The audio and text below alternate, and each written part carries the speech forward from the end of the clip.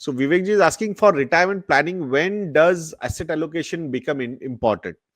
Whether to have a set asset allocation right from beginning or have the asset allocation after the corpus is accumulated. ये बहुत important है क्योंकि a lot of people are asking specifically कि जिनके पास थोड़ा सा पैसा ज्यादा है, मतलब जहां पे मार्जिन ऑफ सेफ्टी ज्यादा है.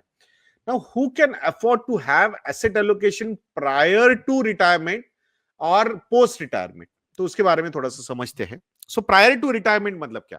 सी, रिटायरमेंट कॉर्पस कैलकुलेट करने का एक मेथड है कि आपको क्या क्या चाहिए. आपको आपका करंट एज चाहिए, रिटायरमेंट एज चाहिए, लाइफ एक्सपेक्टेंसी चाहिए, rate of inflation, pre retirement, post retirement क्या है, ये नंबर्स चाहिए. And the most important part कि pre retirement rate of return का टारगेट क्या है हमारा.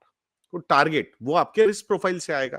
अगर मार्जिन ऑफ सेफ्टी बहुत ज्यादा है एंड आपका रिस्क प्रोफाइल बोलता है कि भाई मैं मॉडरेट इन्वेस्टर हूं, मुझे पूरा का पूरा इक्विटी में नहीं डालना है मेरा, तो then in that particular case अगर आप 60-65% इक्विटी में रहते हो और 30-35% डेट में रहना चाहते हो, उस केस में टारगेट रिटर्न जो रहेगा आपका pre retirement, that would be around 10%. So agar if you can afford to have 10% and still achieve your financial goal, and post retirement you want to be more and more conservative, वहां पे आप instead of 60-65% equity you want to go around 35-40% into equity, then the post retirement rate of return will become around 7-8%. तो ये calculations बताएंगे आपको कि क्या allocation आपको वहां पे डिसाइड करना है कि इक्विटी में कितना, डेट में कितना है. सो बहुत बार ये हम देख रहे हैं कि लोगों का जो रिस्क प्रोफाइल होता है वो बहुत बार मॉडरेट होता है, कंजर्वेटिव होता है, and they can not afford to have 100% allocation towards equity for pre retirement years, भले ही रिटायरमेंट 15 साल बाद का हो. उस केस में अगर वो मार्जिन ऑफ सेफ्टी अवेलेबल नहीं है, वो एक्स्ट्रा एलोकेशन आपके पास अवेलेबल नहीं है, देन एक ही चीज आपको सर्वाइव करवा सकती है, वो है कि आपको आपके एक्सपेंडिचर कम करने होंगे.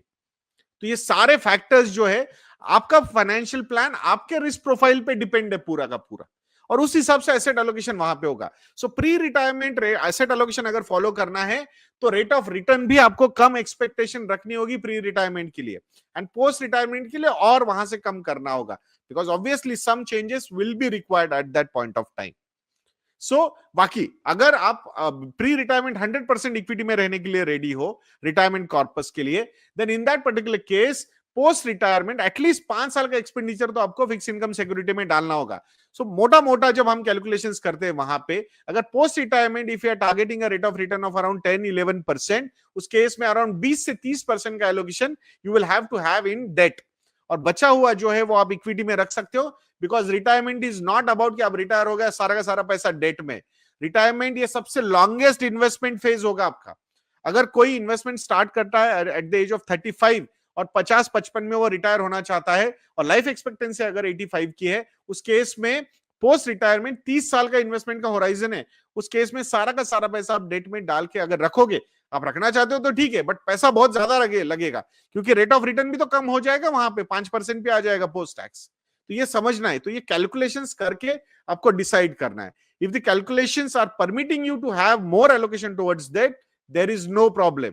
बट अगर वो नहीं हो रहा है और रिस्क प्रोफाइल भी बोल रहा है you can not be very aggressive with equity, then आपको आपके खर्चे कम करने होंगे. तो ये अगेन ये इसलिए बोल रहा हूं क्योंकि I had a discussion with investor कि he wanted to be aggressive with equity but not 100% aggressive.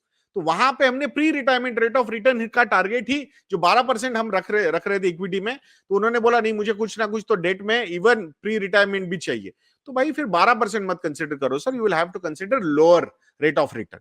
सो वहां पे हमने 10% कंसिडर किया, and he said post retirement तो मुझे और कंजर्वेटिव होना है. So then we settled at around 7-8% post retirement rate of return post tax. So उस हिसाब से ये कैलकुलेशंस हुए.